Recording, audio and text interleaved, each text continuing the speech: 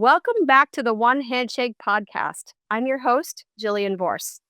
I met today's guest at a Juneteenth celebration with the U.S. Embassy in 2024. We then connected on LinkedIn and kind of kept in touch. A few months ago, he then followed up with me to learn more about One Handshake. So we jumped on a call, and within maybe the first 10 or 15 minutes, he completely captivated me. He earned my attention and respect because of what he's already been able to accomplish, but more so because of his outlook on life and work. Mainly the way he thinks about and focuses on relationships, authenticity, and impact. All right, but now his actual bio, because that's my version of the bio, but now to tell you a little bit more about who he is. So Kevin Eustatia-Palm grew up on a small island in the Dutch Caribbean, worked his way to the highest levels of the United Nations, and is now leading one of Curaçao's fastest growing companies, all while still in his 20s. His path has taken him from global institutions, government roles, and the fast moving world of venture capital, giving him a grounded, wide angle perspective on leadership and connection. Today, as a leader of a rising VC firm, Kevin continues to show that success is not just about achievement, it's about alignment. And his story is one of building relationships, making bold career moves, and staying true to his personal values in the middle of a big transition. His approach resonates with anyone navigating a career change or just recalibrating their business or life in general. So, without further ado, welcome to One Handshake, Kevin. Yeah, thank you so much for the beautiful introduction. I almost had to blush hearing all that about myself. Thank you so much. Yeah, you've been on a roll already, just in your 20s. It's like feeling like I better pick up the pace a little bit. Honestly, sometimes because I was talking to one of my friends yesterday about this, about when you do big things, you get to an achievement and then you forget to take a step back and be like, oh my God, I just made history. I just did this big thing. You're just moving on Mm. to the next big thing, to the next big thing. So now when I hear your introduction, I'm like, oh my gosh, I did that. I did all that. And it's those moments that I should focus on a bit more and appreciate the journey. Mm-hmm. For sure. But you just threw me a little bone that I'm going to sniff out and pick up right now. Making history. Let's talk about that. What better way to open our chat than talking about making history? And yeah, I'll let you go first. Yeah, so that's something I've been focusing quite a while. It's quite mind blowing to imagine because for the people who don't know, I worked in diplomacy at the UN, and I was the first ever person to use my native language of Papiamento in an official speech at the United Nations, which is quite huge. It's absolutely insane to say that I'm the first to ever utter those words in my language, the language that my people speak back home, and it's I can't help but be proud, but also Mm, a bit shamed that it took so long because come mm, on now, we're in 2025. mhm. It should have been way something that happened way too long ago, but you know what? I do really I'm just so proud that I could have been that person, so yeah. Mm, mm. Amazing. Well, congratulations to you. And I think it's an amazing kind of awareness to have for any of us, let alone in our 20s, to have that that self-awareness about what we have been able to accomplish. Um, yeah, and this is not going to be a conversation of me saying, "Oh, well, when I was in my 20s," and giving you advice. We're definitely not going to Yeah. do that, except for this one exception. It for me, and this is kind of what we talked about when we jumped on the phone. If you What wasn't the phone, but and anyway, I'm kind of aging myself here. Yeah, when we had our chat, talking about what my experience was, because I also started in business young, and then Yeah. also was kind of in the vortex of politics and whatnot in my 20s. And so, one of the things that I did not do, that I'm hearing you are doing, which gives me kind of satisfaction and makes me happy for you, is having that awareness of what you're accomplishing. Because for me in my 20s, I was comparing myself to who I felt were like my peers, but really they were like 30 years older than me. So I never really appreciated what I was accomplishing because I always felt like I was behind. It didn't, it took me like, I don't know, like 2 decades later to realize, oh wow, cool, I did them. So that's did me just giving you like, I don't know, a thumbs up if that's sufficient, Yeah. but I'm giving you a thumbs up, Kevin. So really, I think that's very important. It's a great kind of attribute, quality, and perspective to have. So kudos. You're just getting started. So amazing. Yeah. Yeah, and honestly, I'm quite happy you gave me that one too, because it is actually something I've been struggling for quite a long time. Okay, Mm, maybe not that long, but mm. because you said 2 decades, not I haven't been Yeah. struggling with it for 2 decades yet. Yeah. But yeah, I do also because like the people that I call myself friends, the people I know I mingle with at work are all at least 10 years older than me. So I've Mm. always been like, oh, I haven't bought my second house yet. I haven't bought my Yeah. third car yet. I don't have any children. So I always have felt like that. But I think a few months ago, I really decided, you know what? I have to start looking at the person I am and not the person I'm going to be in 20 years. Because when I'm their age, I'm also going to be maybe quite even further. So yeah, thanks for saying that. Absolutely. So let's talk about this. You've been able to shift in between different environments, right? That have very different kind of approaches, different vibes, different cultures, etc. I'm curious, what mindset or skills do you attribute that to? Like, how have you been able to make those transitions so successfully? You know what? That is a very good question to start off with. You're Well, pretty, thanks. I'm starting quite heavily. I think it's some at some point in my life I've decided that I need to be, and it's something young people have been saying these days. It's quite a trend now, but you have to be delusional. And most people hear delusional and they think of a negative connotation. They think, oh, you're crazy. But when young people nowadays say delusional, you're like, I need to be delusional at work. If I put my mind to this, I'm gonna do it, even if it's something you've never done before, a sector you've never worked in before. You have absolutely no one that that works. For example, me, I absolutely have no idea of anyone that works in venture capital, but here I am starting my own company. So at Mm, some point, I realized, you know what, I should do stuff that makes me scared, and I mm, think one of the qualities you need is to just be able to just face uh like you feel like you're how do you say that, just levitating in the ocean. You have no idea where to start, and you have to be mm, comfortable with that. You have to be mm, comfortable with just hitting the ground running, not knowing anything, and finding your way through the journey. Yeah. mm. So talk about this. Talk a little bit more about this most recent transition that you've Yeah. made with work, and where you went from and where you're at now with the VC firm. Kind of, we talk a little bit about how that happened, but also why you made that transition. Yeah, so even a bit further, a bit before that, I used to work in diplomacy, and I decided that, you know what, my goal was always to make an impact in the lives of people. But working at the UN, I realized, that the conversations I'm having today are conversations that started 50 years ago. The same things we're saying year after year, decade after decade. And as a young person that wanted to make an impact on the world, make an impact on someone's life, I was kind of disappointed. I'm not gonna lie. I mean, I was kind of disappointed that even my grandma could have been standing there saying the same things I'm saying, and Mm, nothing really changed. So I was like, no, mm, I'm gonna take a pivot to the private sector and see what I can do there. So I first started a company still in the field of government, a public affairs company, helping other companies with their public affairs needs in the Caribbean. And then that company grew so fast, it was mind blowing, and we kept getting questions from potential clients that, hey, do you do this? Do you do that? And it kind of felt weird saying no, we don't do this. It's quite, we were quite focused on one little aspect of public life. So I was like, you know what? There's so much demands that I'm seeing for something bigger.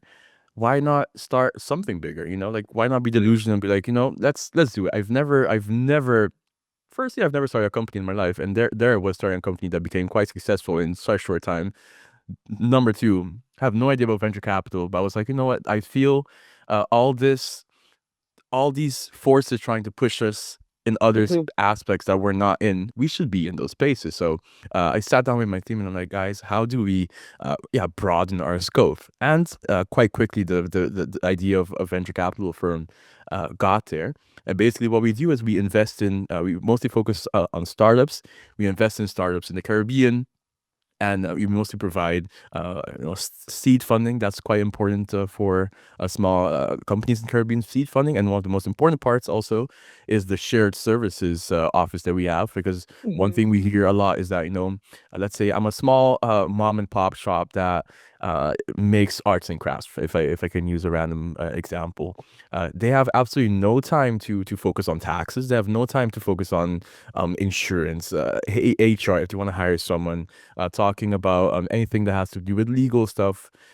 Absolutely no time, no money, no mental space for that. So on the other side, we also have the shared office that we have, one HR department that handles all the HR for the thing. We have people for marketing that can handle with the Canva and Facebook and Instagram and all that. We have people doing the legal aspect. So we basically give them the tools to start their business, grow their business, and also be able to operate without having to stress about the things that actually come with running a business, because we've noticed that there's a lot of people with a lot of great ideas, but running a business is something completely different. So Hmm. some people just need help with that. So that's basically what we do. Interesting. So that to me sounds like a lot of relationships or a lot of Yeah. opportunity to develop and grow relationships. So let's dig into that a little bit. I'm curious. Yeah. So I'm not going to ask a leading question. I'm going to just give it to you more broadly. Talk about this idea of building relationships, specifically around, yeah, multiple generations and kind of Yeah. how different generations approach networking, but also like perhaps being introverted or extroverted. And then also, so big question, but you have a lot of freedom to answer how you'd like. But then also the role of technology versus in person. Yeah. That is a very big question, and I'm Yeah. happy that I'm gonna start off with the intergenerational aspect of it, Hmm. because I think we've touched on this as part of my introduction. Also, Hmm. I've often been the youngest in the room in quite a lot of rooms. I've shaken hands and mingled with presidents, and I've shaken hands and mingled with the interns. So, I would say I have experience on both sides of both sides of the aisle, if I could even say it like that. And it really requires a different aspect of everything. So, like, for example, with the intern, you can laugh and giggle and talk about things that you saw on Instagram and build that personal connection on a deeper level quite faster. While in terms of, if you look at the older generation, that deeper connection takes more time. You focus more on the work aspects. If I compare the first introduction I make with someone in the older generation versus my generation. For someone in my generation, I become more personal more fast, if that makes sense. While Hmm. the person from the old generation, you really maybe not tiptoe around Hmm. your personal life, but you dive a bit slower Hmm. into that. So it really requires a different aspect. And you mentioned digital versus in person. Hmm. That's completely different. The relationship you can build with someone younger digitally is way different, because these are people that grew up in technology. These are people that know about what Instagram does and how to use Snapchat and all these things. So they have a way different way of seeing digital connections versus someone that maybe doesn't really know how to use anything except emails. And then you have to be also slower with the digital connection building. So these are quite different groups, but at the Hmm. same time, it doesn't really matter how old you are. You can Hmm. definitely build connections quite fast if you just know how to approach these people. Hmm. What do you think about people like being introverted or extroverted and wanting to build relationships or network? For the longest time, I was quite introverted. Hmm. Most people would not agree with me, but I used to my first networking events. I used to walk in and want to absolutely find a shell to go hide in. I was absolutely nervous as Yeah. heck. Um, but I think having the digital world really changes networking. The amount of I wish I had these, because, like, I know, for example, I'm going to a conference in a few weeks, and they have a whole app that you can Hmm. see everyone that's joining. You can send emails, you can start scheduling one-on-ones. And that is, I think, for an introvert, mind blowing. It, Yeah. it changes everything. And I think we've come. to an age in time that being introverted versus extroverted doesn't really set you up for success or Mhm. failure. Because I used to remember when I was just beginning in my networking life, I used to force myself to try to be as extroverted as possible, because if you're introverted, no one's gonna come approach you if you're standing in a corner holding your Mhm. coffee in your hand and being all shy. So I was forcing myself to come. You have to go talk to people. You have to go talk to people. But now, if you have an app where you see the names and companies of everyone that's joining, you can research these people. You can go directly seeing their picture and be like, oh, I know you're from dot dot dot. I want to talk to you about this topic, instead of having to talk to so many people and try to filter through who's in your field or who can help you with something. So that's also definitely a benefit for Mm. the newer generation and new era of technologies that we're living in. Sure. So overall, everybody's welcome, right? Everybody can, Yeah. whether you're introvert or not, if you're, regardless of your age, none of that stuff really matters. But Yeah. what does matter about building relationships is what? Whoa, What's, the ability to listen. I think because hmm, this is actually also one thing I've been talking to my colleagues about. I think it's the ability to listen, and because like one thing I've made it my mission. So anytime I go to a networking event, I don't go to sell. I don't go to sell. I don't go hmm, to to try to get anything out of it. I go and I just listen and I talk to people based on um just my personality, and I think that has changed so much for me, because I feel like if you go to a networking event, if you go to any event and you're like, oh, I need to sell um X amount of courses of X amount, I need to get X amount of clients, you're going to be hmm, stressing out if the one person you talk to isn't exactly a client that gets you something in the moment. But hmm, the amount of times that I talk to someone at a networking event or any event, like for you, like with you, for example, hmm, in 2023, I think we there was no partnership opportunity at the time, but we still had a beautiful conversation. You told me how you were the chief handshake. I was like, oh, that's the first time that I hear that. We had a beautiful conversation. We connected, and now a few years later, look at us working together. I think hmm, that's something that matters. That the ability to you don't go there because you want something today. You want to go there because you want to connect with people, and the ability to hmm, connect with people and look in the future and be like, oh, we know each other from dot dot dot, and now we can hmm. work together. That's one of the things that's most important. For sure. So I love that you talked about listening. And I think, yeah, for sure, being patient and being Yeah. curious is like Yeah. an amazing Curious. recipe to be able to, yeah, I always think of it. It's like anytime I meet new people, I'm like always excited because I think, oh, look at all these seeds I'm planting. And Exactly. you just never know which ones are Exactly. going to grow or how quickly or what they will grow into. It's amazing. And so I think that Exactly. mindset is like, yeah, it's such amazing fuel. It's like sustainable fuel, that Exactly. mindset. Yeah, agree. Exactly. Exactly. Exactly. Cool. So again, to just dive in a different direction with this the kind of networking piece and connecting with some of the previous dots we've already mentioned.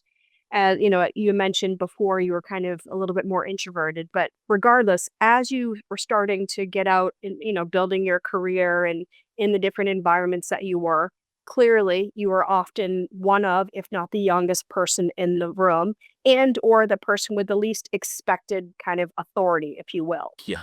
But Absolutely. I'm curious, what have you learned, or what have those experiences taught you about kind of presence and perception and influence, in kind of in a way that could perhaps be helpful to others, if they're feeling underestimated or just out of place?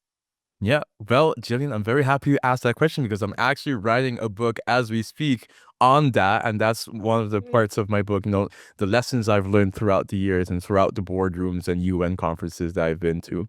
And I think one thing that, especially I've noticed a lot of people have this, I had it also, is that you have this imposter syndrome that is so big at the back of your in the back of your head. You're like, oh, I mhm, don't belong here. I don't have 10 years experience in diplomacy. I don't have a Fortune 500 company. I don't have this.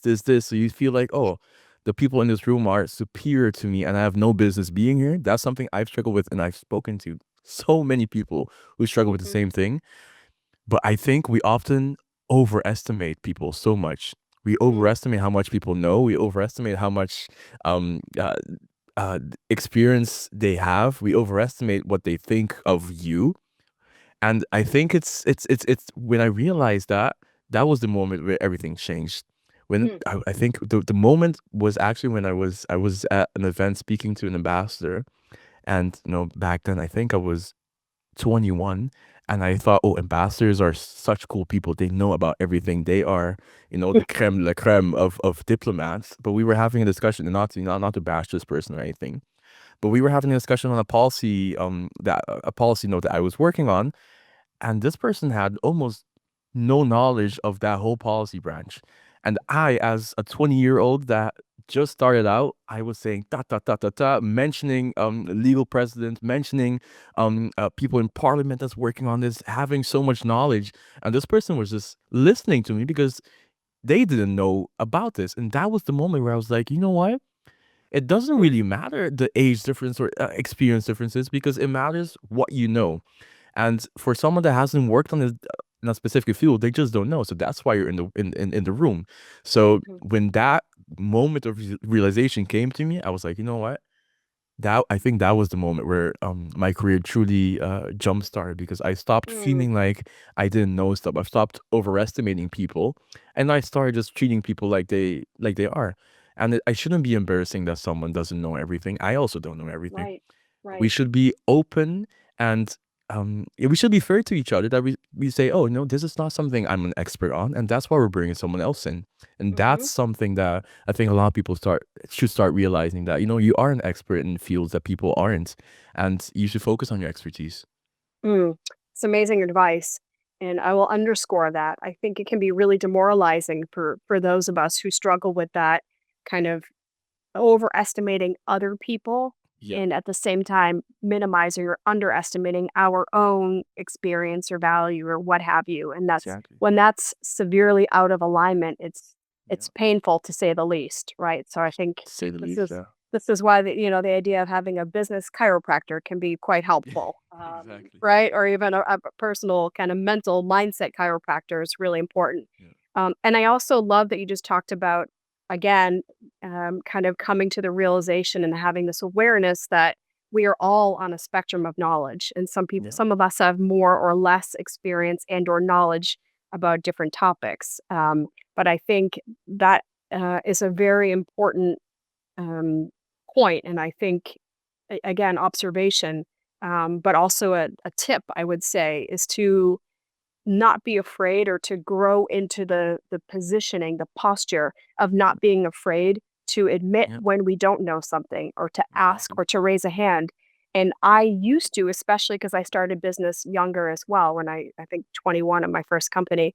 Um, I also thought, wow, I don't know anything and they're not going Yeah. to respect me. And but then I learned that same idea, people, nobody really knows. So I started flipping that over and just calling it out matter of factly if I don't know something. And I found that to eventually be quite powerful because it helps other people like put them at ease, and it invites them to also be more authentic and be more vulnerable, and then to kind of to collaborate more efficiently. So I think that's a really important skill set, and for any leader to be able to also embrace that.